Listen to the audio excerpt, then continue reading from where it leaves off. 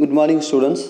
Next one, we are going to discuss about the artificial method of the vegetative reproduction. Okay, vegetative propagation or reproduction. Okay, so besides the natural methods of the vegetative propagation, several artificial methods also used by the gardeners and then farmers and then horticulture. They are using the several artificial method. Okay, some types is the cutting, layering, grafting and then tissue culture. These are all the artificial method of the vegetative propagation.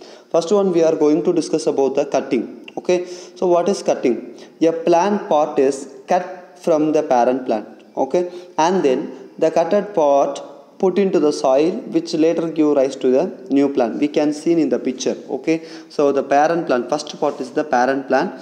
What happened? Cut at a slant. Okay, in the slanting area, the parent plant part is cutted with the help of the blade. Okay, the cutted plant is planted into the another part. What happens? That part consisting of the sand and then soil or compost. Okay, then that develop into the new plant. Okay, this is the cutting method. So normally we can several cutting methods is the stem cutting, root cutting and then leaf cutting or some methods of the vegetative propagation. So it is a very common method. Okay, in the stem cutting means if you are cutting the stem. Okay, example it may be the rose, sugar cane, potato and then banana. How what is happens if the banana stem is cutted and then it is planted in the field? What happens? The banana it bears the new plant. Okay, so that is the stem cutting.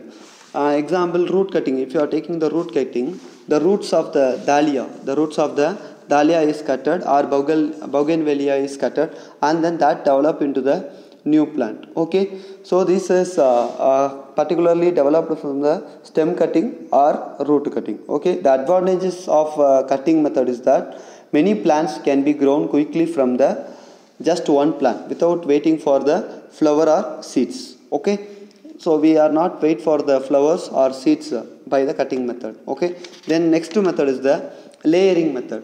What do you mean by the layering? We can see in the picture. Okay, so the process of development of roots on a stem while it is still attached to the parent plant. Okay, so what happens here? The stem or root, that is attached to the parent plant.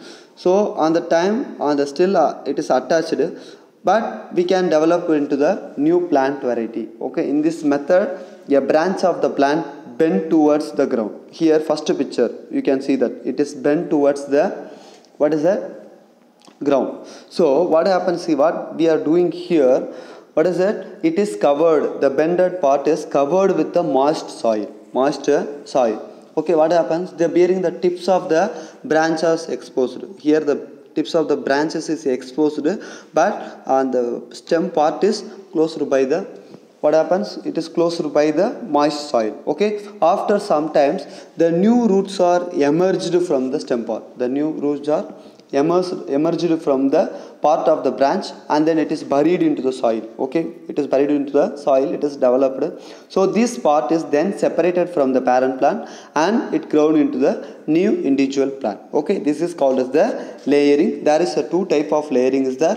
One is the mount layering, another one is the air layering. Okay, mount layering means okay, the stem part is closed with the help of the moist soil. Another one, air layering, is the bark.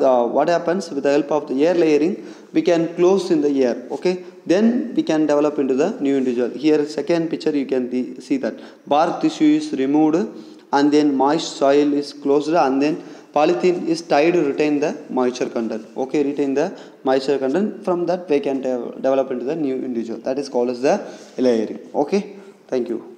The plants like jasmine, lemon, China rose. China rose is nothing but a hibiscus. Okay, etc. can be developed by the layering.